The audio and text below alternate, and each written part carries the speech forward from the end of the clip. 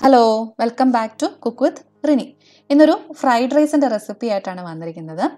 നമ്മൾ സാധാരണ ചെയ്യുന്നത് പോലെ സോസൊക്കെ ചേർത്തിട്ടുള്ളൊരു ഫ്രൈഡ് റൈസ് അല്ല ഇത്. നാടൻ രീതിയിൽ തയ്യാറാക്കിയെടുക്കുന്ന ഒരു റൈസാണ്. നല്ല ടേസ്റ്റി ആയിട്ടുള്ളൊരു ഫ്രൈഡ് റൈസ് ആണ് കേട്ടോ. നമ്മുടെ വീട്ടിൽ ഗസ്റ്റൊക്കെ വരുമ്പോഴും അതുപോലെ പാർട്ടികളൊക്കെ വെക്കുമ്പോഴൊക്കെ ഉണ്ടാക്കി കൊടുക്കാൻ പറ്റുന്ന അടിപൊളി ഒരു ഫ്രൈഡ് റൈസാണ്. വളരെ ഈസിയാണ് ഇത് തയ്യാറാക്കി എടുക്കാൻ വേണ്ടിയിട്ട്. അപ്പോൾ ഈ റൈസിന് വേണ്ടിയിട്ട് ഞാൻ അരിയും വെജിറ്റബിൾസും ഒക്കെ വേറെ വേറെയാണ് വേവിച്ചെടുക്കുന്നത്. ആദ്യം നമുക്ക് അരി വേവിച്ചെടുക്കാം. അതിന് വേണ്ടിയിട്ട് ഞാനിവിടെ 2 കപ്പ് ബസ്മതി റൈസാണ് എടുത്തിരിക്കുന്നത്. നല്ല ക്വാളിറ്റി ബസ്മതി റൈസ് തന്നെ എടുക്കാൻ വേണ്ടിയിട്ട് ശ്രദ്ധിക്കുക. ഈ അരി 2-3 പ്രാവശ്യം നന്നായിട്ട് കഴുകിയതിന് ശേഷം കുറച്ച് വെള്ളത്തിൽ അരമണിക്കൂർ കുതിർക്കാൻ വേണ്ടിയിട്ട് വെച്ചിരുന്നു. അരമണിക്കൂറിന് ശേഷം വെള്ളമൊക്കെ ഊറ്റിക്കളഞ്ഞ് വെച്ചിരിക്കുന്നതാണിത്. പിന്നെ നമുക്ക് വേണ്ടുന്നത് ഒരു 7 ഏലക്ക, 6 ഗ്രാമ്പു, ഒരു ചെറിയ കഷ്ണം പട്ട, പിന്നെ ഒരു ബേ ലീഫ്. അപ്പോൾ അരി വേവിക്കാനായിട്ടുള്ള പാത്രം ഞാൻ അടുപ്പിലേക്ക് വെച്ച് കൊടുത്തിട്ടുണ്ട്. ഇപ്പോൾ പാത്രം നന്നായിട്ട് ചൂടായിട്ട് വന്നിട്ടുണ്ട്. അതിലേക്കൊരു 1.5 ടീസ്പൂൺ എണ്ണ ഒഴിച്ചു കൊടുക്കുകയാണ്. ആ എണ്ണയുടെ കൂടെ തന്നെ ഒരു 1/2 ടീസ്പൂൺ ഉരുക്കാത്ത നെയ്യും കൂടെ ഞാൻ ചേർത്ത് കൊടുക്കുന്നുണ്ട്. അപ്പോൾ നെയ്യ് ചേർക്കണമെന്ന് നിർബന്ധമൊന്നുമില്ല. നെയ്യ് ചേർക്കാൻ താല്പര്യമില്ല എന്നുണ്ടെങ്കിൽ 2 ടീസ്പൂൺ എണ്ണ ഒഴിച്ചു കൊടുത്താൽ മതി.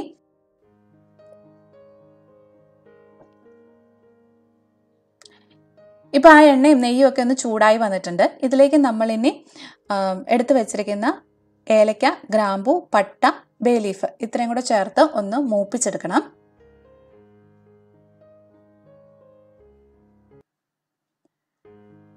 ഇപ്പോൾ അതെല്ലാം മൂത്ത് വന്നിട്ടുണ്ട്. ഇനി ഇതിലേക്ക് ചേർത്ത് കൊടുക്കേണ്ടത് നമ്മൾ കഴുകി വാരി വെച്ചിരിക്കുന്ന അരിയാണ്. അരി ചേർത്ത് കൊടുത്തിട്ട് ചെറുതീയിൽ 1-2 മിനിറ്റ് ഈ അരി ഒന്ന് ചെറുതായിട്ട് ഫ്രൈ ചെയ്തെടുക്കണം. അരിയിലുള്ള വെള്ളമയമൊക്കെ ഒന്ന് മാറി വരണം. അരി പൊട്ടിപ്പോകരുത്. അപ്പോൾ ഇങ്ങനെ ഇളക്കി കൊടുത്തോണ്ടേ ഇരിക്കുക. നമ്മൾ ചില ബിരിയാണിയൊക്കെ തയ്യാറാക്കുമ്പോൾ അരി ഒന്ന് വറുത്തെടുക്കാറില്ലേ, അതുപോലെ തന്നെയാണിത്.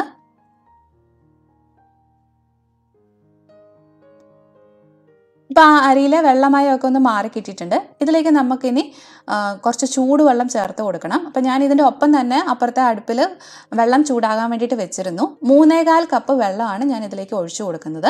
അതായത് 2 കപ്പ് അരിക്ക് ഞാൻ 3.25 കപ്പ് ചൂടുവെള്ളമാണ് ഇതിലേക്ക് ഒഴിച്ചു കൊടുത്തത്. ഇനി ഇത് നന്നായിട്ടൊന്ന് മിക്സ് ചെയ്ത് കൊടുക്കുക. അതിനുശേഷം ഈ വെള്ളത്തിന് ആവശ്യമായിട്ടുള്ള ഉപ്പും കൂടെ ഇതിലേക്ക് ചേർത്ത് കൊടുക്കണം. ഇനി തീ നമുക്ക് മീഡിയം ഫ്ലെയിമിലേക്ക് വെച്ച് കൊടുക്കാം. എന്നിട്ട് നന്നായിട്ട് തിളച്ച് വരുമ്പോഴത്തേക്കും മൂടി വെച്ച് ഈ അരി ഒന്ന് വേവിച്ചെടുക്കാം. ഇപ്പോൾ അരിയൊക്കെ ആവശ്യത്തിന് വെന്ത് വന്നിട്ടുണ്ട്. കണ്ടോ, വെള്ളമൊക്കെ പറ്റി നല്ല കണക്കിന് വേവായിട്ടുണ്ട്. ഇനി നമുക്ക് തീ ഓഫ് ചെയ്യാം. ഓഫ് ചെയ്തതിന് ശേഷം ഇതിലേക്ക് അരമുറി നാരങ്ങയുടെ നീരും കൂടെ ചേർത്ത് കൊടുക്കാം. അപ്പോൾ അരി തമ്മിൽ ഒട്ടിപ്പിടിക്കാതിരിക്കാനും കുഴഞ്ഞു പോകാതിരിക്കാനും ഒക്കെ ഈ നാരങ്ങാനീര് ചേർക്കുന്നത് സഹായിക്കും. ഇനി എല്ലാം കൂടെ നന്നായിട്ട് ഒന്നുകൂടെ ഒന്ന് മിക്സ് ചെയ്ത് കൊടുക്കുക. നമ്മൾ അരി വേവിക്കുന്ന വെള്ളം ഉണ്ടല്ലോ, ആ വെള്ളത്തിലേക്ക് ഒഴിച്ചു കൊടുത്താലും മതി നാരങ്ങാനീര്. ഇനി നമുക്ക് ഈ ചോറ് വേറൊരു പാത്രത്തിലേക്ക് ഒന്ന് മാറ്റി കൊടുക്കാം. കുറച്ച് പരന്ന പാത്രത്തിൽ ഒന്ന് സ്പ്രെഡ് ചെയ്ത് കൊടുക്കാൻ പറ്റുമെങ്കിൽ അതായിരിക്കും നല്ലത്. ഈ പാത്രത്തിൽ തന്നെ ഇരുന്ന് കഴിഞ്ഞാൽ ചിലപ്പോൾ ആ പാത്രത്തിൻ്റെ ചൂട് കൊണ്ട് ഇത് കൂടുതൽ വേകാനും കുഴഞ്ഞു പോകാനും ഒക്കെ ചാൻസ് ഉണ്ട്. ഇനി നമുക്ക് ഈ ഫ്രൈഡ് റൈസിന് വേണ്ടിയിട്ട് കുറച്ച് സവോള ഫ്രൈ ചെയ്തെടുക്കണം. അപ്പോൾ ഒരു പാത്രം അടുപ്പിലേക്ക് വെച്ച് കൊടുക്കുക. ആവശ്യത്തിനുള്ള എണ്ണ ഒഴിച്ചു കൊടുക്കുക. എണ്ണ ചൂടായിട്ട് വരുമ്പോഴത്തേക്കും ഒരു മീഡിയം സവോള കനം കുറച്ച് അരിഞ്ഞത് ഈ എണ്ണയിലേക്ക് ഇട്ട് കൊടുത്ത് ഒന്ന് ഫ്രൈ ചെയ്തെടുക്കണം. ഒരു നുള്ളു പഞ്ചസാരയും കൂടെ ഞാൻ ഈ സവോളയിലേക്ക് ചേർത്ത് കൊടുക്കുന്നുണ്ട്, ഒന്ന് ക്രിസ്പി ആയിട്ട് കിട്ടാൻ വേണ്ടിയിട്ട്. നമ്മൾ സാധാരണ ബിരിയാണിക്കൊക്കെ സവോള ഫ്രൈ ചെയ്തെടുക്കാറില്ലേ, അതുപോലെ തന്നെയാണ്. ഒരു ഗോൾഡൻ ബ്രൗൺ കളർ ആവുന്നതാണ് അതിൻ്റെ കണക്ക്. അപ്പം ഇടയ്ക്കിടയ്ക്ക് ഇളക്കി കൊടുത്തുകൊണ്ട് നമുക്ക് ഈ സവോള ഒന്ന് ഫ്രൈ ചെയ്തെടുക്കാം.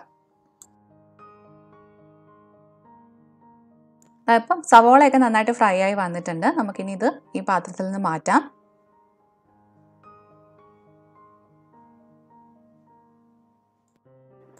അടുത്തതായിട്ട് നമുക്ക് ഈ ഫ്രൈഡ് റൈസിന് വേണ്ടിയിട്ടുള്ള പച്ചക്കറികളൊക്കെ ഒന്ന് വേവിച്ചെടുക്കാം. അപ്പോൾ അതിന് വേണ്ടിയിട്ട് ഒരു പാൻ അടുപ്പിലേക്ക് വെച്ച് കൊടുക്കുക. അതിലേക്ക് ഏകദേശം ഒരു 1.5 ടേബിൾ സ്പൂണോളം എണ്ണ ഒഴിച്ചു കൊടുക്കാം.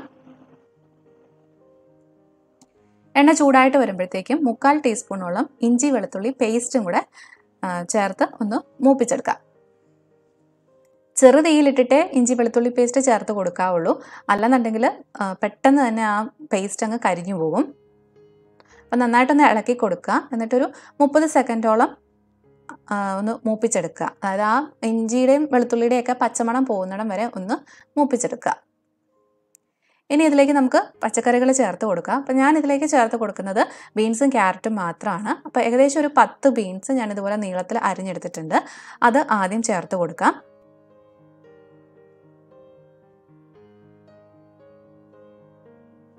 അതൊന്ന് വാടി തുടങ്ങുമ്പം വേണം ഇതിലേക്ക് ക്യാരറ്റ് ചേർത്ത് കൊടുക്കാൻ വേണ്ടിയിട്ട്. അപ്പോൾ ഒരു മീഡിയം സൈസിലുള്ള ക്യാരറ്റാണ് ഞാൻ ഇതിലേക്ക് ചേർത്ത് കൊടുക്കുന്നത്. അതും നീളത്തിലാണ് അരിഞ്ഞെടുത്തിരിക്കുന്നത്. ഇനി ഈ പച്ചക്കറികൾക്ക് ആവശ്യമായിട്ടുള്ള ഉപ്പ് നമുക്കിതിലേക്ക് ചേർത്ത് കൊടുക്കാം. എന്നിട്ട് എല്ലാം കൂടെ നന്നായിട്ടൊന്ന് മിക്സ് ചെയ്തെടുക്കുക.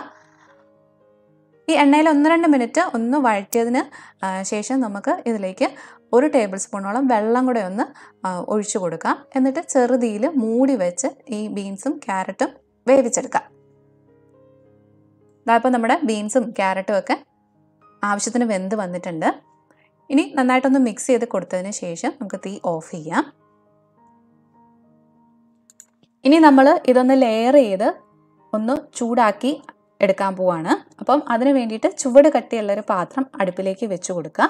ഡയറക്റ്റ് നമ്മൾ അടുപ്പിലേക്കാണ് വെച്ച് കൊടുക്കുന്നത്. അതിലേക്ക് ആദ്യം നമുക്ക് വെജിറ്റബിൾസിൻ്റെ ഒരു ലെയർ ഇതുപോലെ ഒന്ന് സ്പ്രെഡ് ചെയ്ത് വെച്ച് കൊടുക്കാം. കുറച്ച് മാത്രം മതി കേട്ടോ. അതിൻ്റെ മുകളിലായിട്ട് നമ്മൾ വേവിച്ച് വെച്ചിരിക്കുന്ന അരിയുടെ ഒരു ലെയർ വെച്ച് കൊടുക്കാം. അരി കണ്ടോ നല്ല വിട്ട് വിട്ട് കിട്ടുന്ന പരുവത്തിൽ തന്നെ വന്നിട്ടുണ്ട്. അത് നമ്മൾ ആ നാരങ്ങ നീര് ചേർത്തത് കൊണ്ടും പിന്നെ വേറൊരു പാത്രത്തിലേക്ക് മാറ്റി സ്പ്രെഡ് ചെയ്യാൻ പറഞ്ഞല്ലോ, അതുകൊണ്ടുകൂടിയാണ്. ഇനി അതിൻ്റെ മുകളിലായിട്ട് നമ്മൾ ഫ്രൈ ചെയ്ത് വെച്ചിരിക്കുന്ന സവോളയിൽ നിന്ന് കുറച്ച് ഒന്ന് സ്പ്രെഡ് ചെയ്ത് കൊടുക്കുക. പിന്നെ കുറച്ച് മല്ലിയില. അപ്പം മല്ലിയില ഒരുപാട് ആവേണ്ട, അതിൻ്റെ ആ ഫ്ലേവർ ഒത്തിരി വരാതിരിക്കുന്നതായിരിക്കും നല്ലത്. കുറച്ച് മാത്രം മതി. അതിൻ്റെ മുകളിലേക്ക് വീണ്ടും നമുക്ക് വെജിറ്റബിൾസ് വെച്ച് കൊടുക്കാം. പിന്നെ ചോറ്, സവോള ഫ്രൈ ചെയ്തത്, മല്ലിയില, അങ്ങനെ നമുക്ക് ലെയർ ചെയ്തെടുക്കാം. അതിനുശേഷം തീ തീർത്തും കുറച്ച് വയ്ക്കുക. അതായത് നമുക്ക് എത്രയും കുറച്ച് വയ്ക്കാവോ അത്രയും കുറച്ച് വയ്ക്കുക. എന്നിട്ട് മൂടി വെച്ച് 10 മുതൽ 15 മിനിറ്റ് വരെ നമുക്ക് അടുപ്പിൽ വെച്ച് കൊടുക്കാം. അപ്പോഴത്തേക്കും നന്നായിട്ട് ആവിയൊക്കെ വന്ന് ആ ചോറും വെജിറ്റബിൾസും ഒക്കെ നന്നായിട്ടൊന്ന് ചൂടായി കിട്ടും.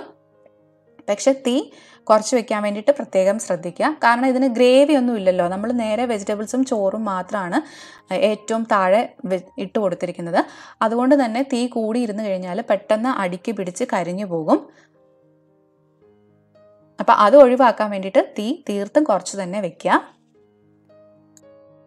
അതുപോലെ പാത്രവും ചൂട് കട്ടിയുള്ള പാത്രം തന്നെ എടുക്കുക. കട്ടി കുറഞ്ഞ പാത്രമാണെന്നുണ്ടെങ്കിൽ പെട്ടെന്ന് തന്നെ ആ ചൂട് കയറിയിട്ട് ഇത് കരിഞ്ഞു പോകും. ഇപ്പോൾ 15 മിനിറ്റ് ആയിട്ടുണ്ട്. നമുക്കൊന്ന് തുറന്ന് നോക്കാം. നന്നായിട്ട് ആവിയൊക്കെ വന്നിട്ടുണ്ട്. ചോറും വെജിറ്റബിൾസും ഒക്കെ ഒന്ന് ചൂടായി കിട്ടിയിട്ടുണ്ട്. ഇനി ഇതെല്ലാം കൂടെ നമുക്കൊന്ന് മിക്സ് ചെയ്ത് കൊടുക്കാം. ആ പച്ചക്കറിയൊക്കെ ചോറിൻ്റെ എല്ലായിടത്തേക്കും ആകുന്ന പോലെ നന്നായിട്ടൊന്ന് യോജിപ്പിച്ചെടുക്കുക. അതിനുശേഷം നമുക്ക് തീ ഓഫ് ചെയ്യാം. അപ്പോൾ മിക്സ് ചെയ്ത് കൊടുക്കുമ്പം തന്നെ കിച്ചൺ നിറയെ നല്ല മണമാണ്. അത്ര ടേസ്റ്റി ആയിട്ടുള്ളൊരു ഫ്രൈഡ് റൈസ് ആണ്.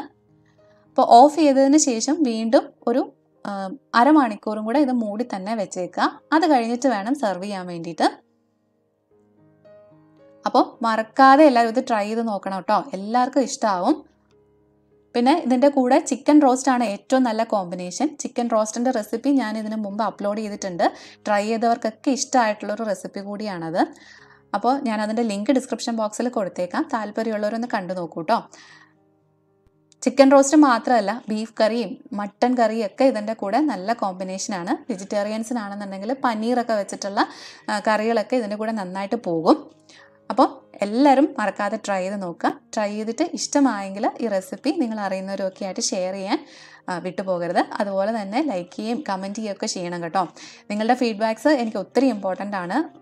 അത് തരുന്ന എൻകറേജ്മെൻറ്റും ഭയങ്കര വലുത് തന്നെയാണ്. പിന്നെ സബ്സ്ക്രൈബ് ചെയ്യാത്തവരുണ്ടെന്നുണ്ടെങ്കിൽ മറക്കാതെ സബ്സ്ക്രൈബ് ചെയ്യുക. സബ്സ്ക്രൈബ് ചെയ്യുമ്പം അടുത്തുള്ള ആ ബെൽ ഐക്കണും കൂടെ ഒന്ന് ക്ലിക്ക് ചെയ്തേക്കണം.